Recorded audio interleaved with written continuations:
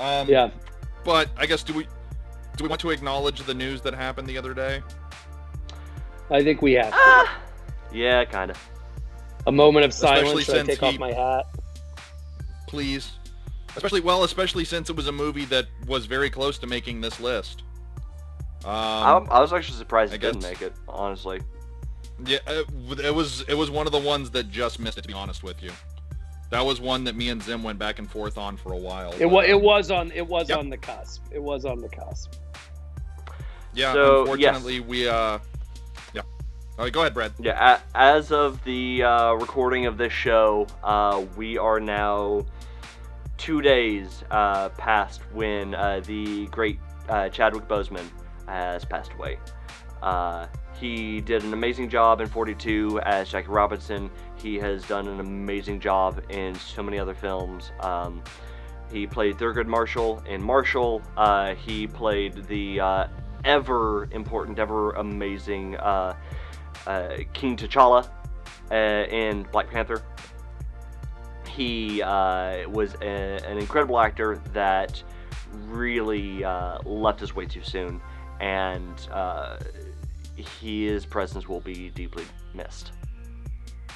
Yeah, he really, Right, it's pretty amazing that, I'm one of those believers. We don't have to go too into faith and stuff right now, but I believe that, a lot of times things happen for a reason and there's real symbolism.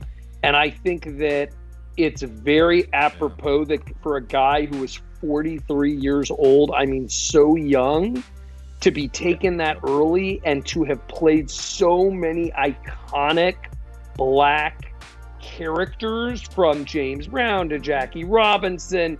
I mean, Thurgood Marshall, King T'Challa, like you said, it's pretty unbelievable when you think about it. And I wrote to Mike, I got kind of chills when I thought of the day that he dies on not only Jackie Robinson Day, but he also passes away on the creator Jack Kirby of Black Panther's birthday, which I found fascinating.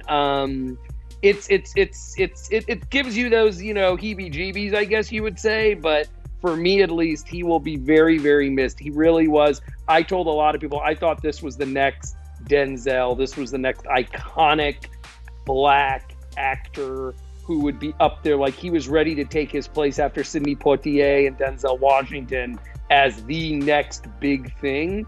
And I'm not necessarily saying that he wasn't, because I'm just sad, because I think he had a future ahead of him that would have had so many more roles that we would be sitting there talking about and going, wow, this guy. And he also really lived a pretty unbelievable life. Like, he was a real, he stood by what he said. Well, he also, the day he passed away was also the same day as Martin Luther King's March on Washington. Right. So, and honestly, the stories that have continually come out about him before and even since Friday just continue to make him sound like one of the most incredible people that you could have met behind the scenes. And the amount of people that stepped in to help him get to where he was as an actor, to get the opportunities he did, from Denzel Washington giving him the chance to be able to get into a young actors program straight out of Howard University, to working with Angela Bassett after having previously met her when she came to visit Howard, and was actually her escort on campus while she was there, and just continuing to build out more and more within the Black actors in Hollywood, and just every one of them coming in to build his career into something that had every reason to have kept on escalating to the stratosphere. It was incredible, and like I said, it's sad that we will not get to see him continue to rise, because he frankly would have kept on going up. He was set for amazing things. And to battle through 4 years of this terrible cancer and to keep it under wraps. And I don't think that, by the way, the fact that they kept it under wraps, I feel like a lot of people are going to talk about different reasons why that was the way it was. For me, I think, again, it points out Boseman, who he never wanted it to be about himself. He always wanted it to be about the message and the characters he played.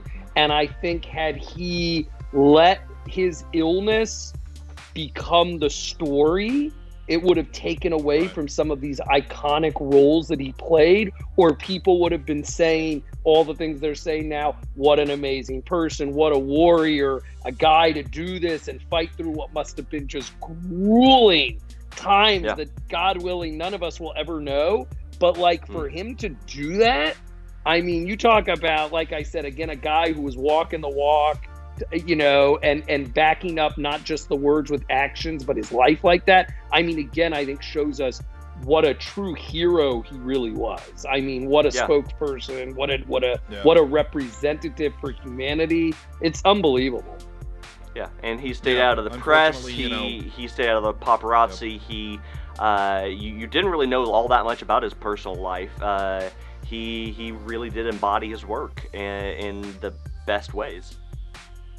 Yeah, you know, unfortunately, we hear so many stories about people in Hollywood and how scummy and how it's really this dirty town and everything like that. And everything that you heard about this guy was the exact opposite. Like, he was somebody that you wanted to look up to.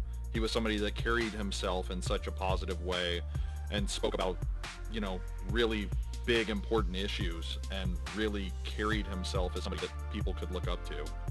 And can I say something? And I know I'm going to be controversial, but for those who know me on the last call, I am going to say something. I also get a little angry when these things come out, too, along with my empathy, because it also pisses me off to think of, here's a guy who, from what we know, did everything the right way and, like, leaves us because of this horrible disease that infects so many people.